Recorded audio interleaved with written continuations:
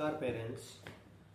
आज मैं आपको एक ऐसे टॉपिक के बारे में चर्चा करने जा रहा हूँ आपके साथ। जो पेरेंट्स बहुत ही परेशान रहते हैं कि मेरा बच्चा उछलता कूदता है बहुत ज़्यादा, किसी की सुनता नहीं है, इधर उधर दौड़ता रहता है, तो वो क्या प्रॉब्लम हो सकती है उस बच्चे में, और ये बच्चा ऐसा क्यों है, अब इसका हम क्या करें, इसका कैसे इलाज करवाएं।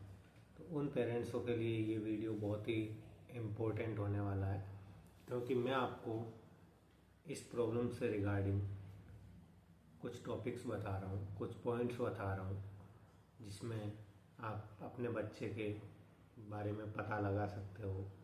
एक्चुअली ये प्रॉब्लम्स एक ADHD यानी कि attention deficit hyper activity disorder, जिसमें बच्चा बहुत हाइपर हो जाता है, बहुत अग्रेसिव रहता है किसी चीज़ पे ध्यान। बट अब इन चीज़ों का आप कैसे पता लगाओगे अपने बच्चे में कि मेरे बच्चे में ADHD है या अदर कोई प्रॉब्लम्स हैं, या हो सकता है कि ऐसा नहीं है कि केवल ADHD में ही ऐसा हो, बच्चे में ASD में जो बच्चा होता है ऑटिज्म स्पेक्ट्रम डिसऑर्डर, उसमें भी ADHD हो सकता है।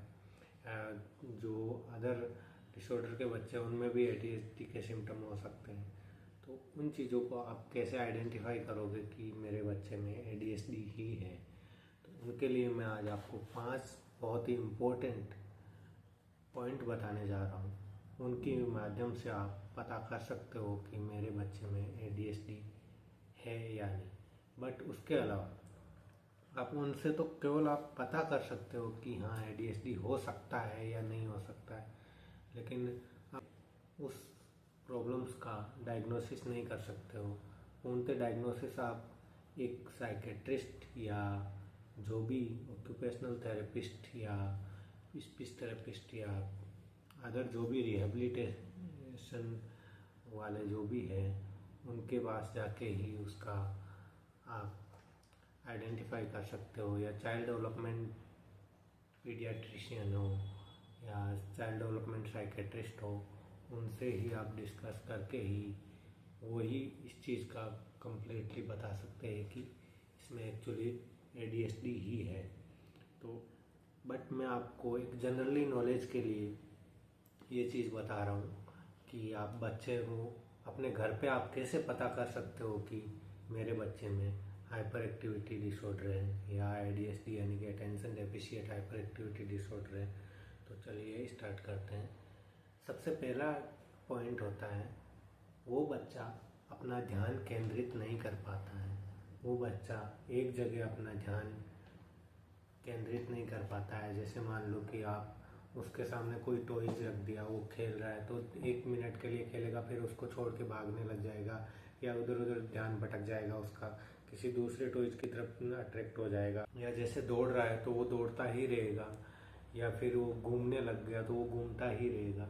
तो ये सारी अटेंशन में आती है कि वो बच्चा प्रॉपरली अटेंशन नहीं दे पाता है किसी भी एक चीज़ के ऊपर। सेकंड टॉपिक है आवेगशीलता। आवेगशीलता का मतलब होता है कि बच्चा बिना सोचे समझे किसी भी काम को कर लेगा। उसको कोई पता ही नहीं है कि ये चीज़ ऐसे करने से ये गलत होगी या सही होगी। किसी भी चीज़ को मान लो कि गर्म चीज़ है तो उसको भी टच कर देगा, या किसी को तोड़ना फोड़ना, ये सारी चीज़ें उसको कोई उस चीज़ का आइडिया नहीं है कि एक्चुअली ये दिक्कत क्या होगी, इस प्रॉब्लम इससे ऐसा काम करने से क्या नुकसान होगा या क्या फ़ायदा होगा। तो वो एक आवेगशीलता में आता है।